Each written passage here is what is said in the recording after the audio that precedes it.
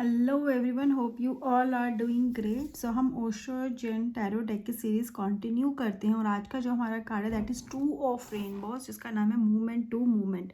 ठीक है, माइनर अरकन हम कर रहे हैं। अगर हम इसको राइडर वेट से कंपेयर करें तो it will be two of pentacles, right. So Rider Waite card में देख लेते क्या है। राइडर वेट कार्ड में क्या है, टू बैलेंस कर रहा है। तो this person could be multitasking, एक ही टाइम पे दो दो चीज़ें मैनेज करना, लाइक घर हो गया, ऑफिस हो गया, या पार्ट टाइम जॉब हो गई। ठीक है, एंड पीछे we have the waves which shows the challenges is in life, and also it also card of travelling also. Maybe this person has to travel also and then has to look for the work and home also. तो कहीं ना कहीं बहुत चीज़ें manage करनी है और उसको ना बहुत हमेशा इट इज़ लाइक कभी भी वो केयर मतलब ये नहीं हो सकता कि एकदम से केयरलेस हो जाए। ठीक है, किसी चीज़ पे ध्यान न दे कि जैसे ही उसका ध्यान हटा वैसे ही कोई ना कोई पेंटिकल नीचे गिर जाएगा, that game is over. Similarly he has to focus, and वो फोकस कहाँ पे करना चाहता है, प्रेजेंट पे करना चाहता है। ठीक है, लेकिन पास्ट को छोड़ नहीं सकता। तो वो दोनों को बैलेंस करने की कोशिश करे। बेसिकली उसे करना क्या है, उसको सिर्फ प्रेजेंट पे फोकस करना, ना ही फ्यूचर पे और ना ही पास्ट पे। बेसिकली फ्यूचर है, नॉट पास्ट। ठीक है, तो प्रेजेंट में क्या है, बस वो जगल नहीं कर रहा है, बैलेंस ही बना रहा है। ठीक है, तो उसमें क्या होता है, इसमें sometimes you miss the present. तो basically this cards is all about balancing, cards about confusion also, card about multitasking, card is about travelling and the challenges also. So अगर हम उसका देखते हैं, let's say will move to the Osho zen card. तो Osho zen card क्या बात करता है, ओशो ज़ेन बात करता है movement to movement. Movement to movement मतलब हर पल को जीने की बात करता है। ठीक है, मूवमेंट टू मतलब हर पल को जीना, एक पल को जिस तरह से आया उस तरह से जीना।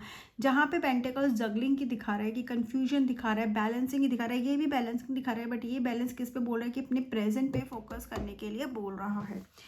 अगर हम कार्ड को देखते तो कार्ड में हमें क्या देखते हैं, ब्यूटीफुल सा कार्ड है। ठीक है, we have that again the rainbow colours, and ये जो वेव्स आप देख रहे हो, जो कि हमारे पेंटिकल्स कार्ड में भी थी, बट वो डिफिकल्टीज दिखा रहे हैं। यहाँ पे भी ओशन की ही वेव्स है, कल वाटर की वेव्स है, और ये इतनी कलरफुल क्यों है, दैट शोज आवर लाइफ। हमारी लाइफ क्या होती है, बहुत कलरफुल होती है ना, कोई एक कलर तो ना लाइफ में, उसी लाइफ को रिप्रेजेंट किया हुआ इन वेव्स के थ्रू। एंड अगर आप बैकग्राउंड में देखोगे ना, तो बैकग्राउंड में क्या है, एक सिटी सी दिखती है। ठीक है, कोई बिल्डिंग्स हैं, शॉप्स हैं, जो भी हैं, ऐसे लगता है कि सिटी है, फिजिकल चीज़ें हमें वहाँ पे दिख रही है। वो क्या रिप्रेजेंट कर रहा है, ठीक है, वो रिप्रेजेंट करता है हमारा फिजिकल वर्ल्ड। तो ये पर्सन है, ये कहाँ पर है, ये पानी में है, ये फिजिकल वर्ल्ड में है, एंड ही इज़ वॉकिंग अब पानी में पत्थर। तो ये तो राम सेतु वाली बात हो गई ना, जैसे, क्योंकि पानी में ब्रिज नहीं बन सकता, हमें भी पता है। पानी पे ऐसे पत्थर तो नहीं हो सकते, एक पूरा वो पुल तो बन जाता है, लेकिन ऐसे पत्थर को आप टिका सकते हो, नहीं टिका सकते, दिस इज इम्पॉसिबल।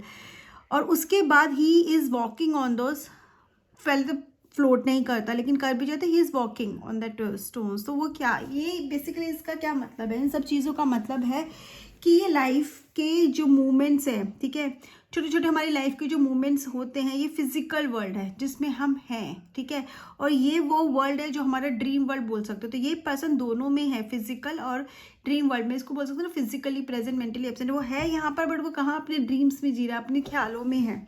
इसको हम ऐसे भी समझ सकते हैं, this is what I understand. And वो अपने ही ड्रीम वर्ल्ड में जी रहा है, और वहाँ पे ही इज एंजॉइंग। ठीक है, कहाँ पे एंजॉय कर रहा है, वो पानी की वेव्स पे चल रहा है। एंड अगर आप इसके मूवमेंट भी देखोगे ना, तो कैसे लगता है, बड़ी केयर फ्री सी है, जैसे इसको बहुत केयर फ्री और रेकलेस होकर मूवमेंट ले रहा है। लेकिन ऑन द अदर हैंड देखोगे तो बहुत बैलेंस्ड और अलर्ट भी है ये। His hands are like that, कि उसने खुद को बैलेंस किया हुआ है। तो उसको पता है कि उसका हर मूवमेंट पे, इसकी जितनी भी मूवमेंट्स होंगी उसकी, ठीक है, कहीं ना कहीं हर मूवमेंट पे इसका डिपेंड करते हैं कि जैसे ही मूव करेगा, अगर यहाँ पे नहीं करता तो गिर जाएगा, गिरेगा भी तो कहाँ, बेसिकली तो he is in that dream world, but he is careful about that also, कि he makes that proper movement, right. तो वो अलर्टनेस के साथ साथ क्या है, वो अपना प्लेफुल नेचर भी है, जहाँ पे वो इंजॉय भी कर रहा है। सो ये कार्ड हमें क्या मैसेज दे रहा है, ये कार्ड बेसिकली अगर आप एकदम सिर्फ देखो उसको, तो इसका मैसेज है कि हमारी लाइफ में, बिजी लाइफ में, ठीक है, जो ये जो पीछे सीटी है वो क्या दिखा रही है, हमारी बिजी लाइफ में बहुत सारे ऐसे मोमेंट्स आते हैं कि जहाँ पे हमें क्या होता है ना कि हमें प्रेजेंट में जीना होता है। वे कार्ड बोल भी हमें प्रेजेंट में जीने के लिए रहा है कि ना पहले की सोचो, क्योंकि जो पास्ट है उसको आप चेंज कर नहीं सकते, फ्यूचर कभी आएगा नहीं, तो हमारे पास सिर्फ बचता क्या है, प्रेजेंट ही बचता है। तो लिव इन योर प्रेजेंट।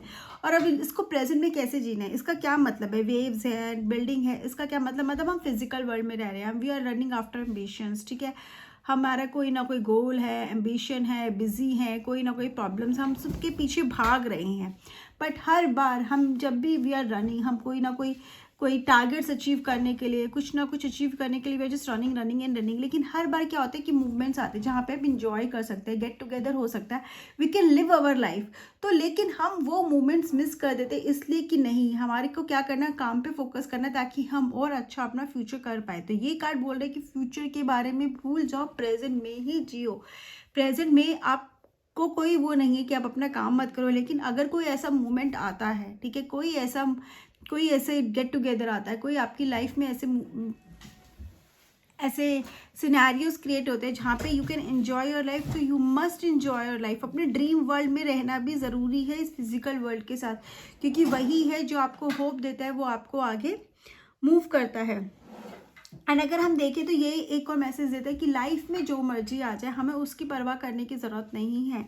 पीछे क्या हुआ उसको हम बदल नहीं सकते, और आगे की हमें सोचना नहीं है। हमें क्या करना है, हमें सिर्फ इस प्रेजेंट में जीना। अपना जो आप कर सकते हो, दे सकते हो, अपना 100% उसमें दो। लेकिन एक चीज़ आपको नहीं भूलनी, to live your life, to अगर इंजॉय करने का, अपनी ज़िंदगी जीने का, खुद को जीने का, ठीक है, खुद को खुश करने का मौका मिले। क्योंकि ये क्या है, ये फिजिकल वर्ल्ड में रहते हुए भी खुद की हैप्पीनेस को ढूंढना, तो we should not miss it, ठीक है। हम वो मिस कर जाएंगे तो लाइफ का मतलब ही क्या रह जाएगा। और मे बी आप गिर भी जाओ, ठीक है, लेकिन गिर के भी क्या है, खड़े होना है। अपने आप को कहते हैं डस्ट ऑफ करके एकदम से खड़े होके झाड़ो अपने आप को पूरा प्रॉपर से, just pick yourself, dust yourself off and then start walking again.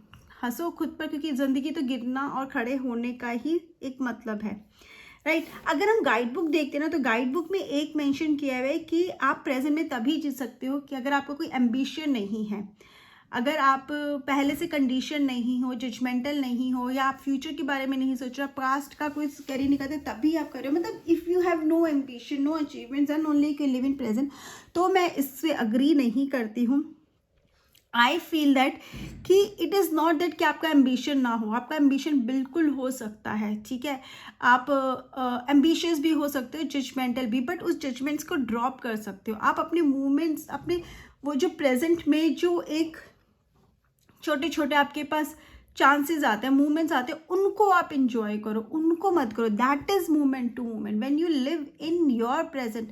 पास से आपने गलती करी, आपने सीखा, अब आपके पास प्रेजेंट है उसको ठीक करने का, उसको अप्लाई करने का। लर्निंग भी तो होती है, पास्ट क्या होता है जिससे आपकी लर्निंग है, उसको अप्लाई करने का, उसको अपनी प्रैक्टिस में रहने का और आगे और अच्छे से बढ़ने का। तो फ्यूचर क्या, आप ऐसा नहीं है आप फ्यूचर प्लान नहीं करोगे, ऐसा तो हो ही नहीं सकता, एम्बिशन ना हो। इसका मतलब है आपका जो भी है, लेकिन उसको अपने ऊपर बर्डन मत बनाओ, ठीक है। आप अपना जितना कर सकते हो आज करो, छोड़ दो बाकी देखा जाएगा। फ्यूचर आएगा, फ्यूचर में आप, फ्यूचर तो वैसे भी आता ही नहीं है, आज जब प्रेजेंट है वो पास चला जाएगा, then you will have a present.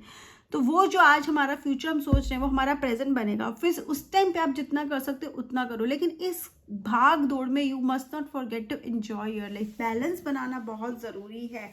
This card is not only talking about to live in present, this card also talks about to live in a balanced life. Balanced life मतलब ना ही पहले का कुछ अपने अंदर ग्रजेस रखो, complaints रखो, कोई जजमेंट रखो, कोई भी ऐसी चीज़ रखो जो आपको पीछे खींचे, ना ही फ्यूचर के बारे में सोचकर परेशान हो जो आपको आज का जीने ना ही दे। तो इन दोनों को छोड़ दो। इस तरह से आपको पास्ट का और फ्यूचर का सोच के प्रेजेंट में जीतना, ना कि इसका मतलब ये है कि आपका कोई एम्बिशन ही नहीं हो सकता। क्या सिर्फ वही इंसान खुश रह सकता है जिसका कोई एम्बिशन नहीं होता? अपने एम्बिशंस को फुलफिल करके भी तो खुश रह सकता है, और अपनी ज़िंदगी में खुश रहकर भी तो इंसान एम्बिशंस पूरा कर सकता है। It's just that we should know how to live, ठीक है। तो this card is basically talking about to live in the present moment.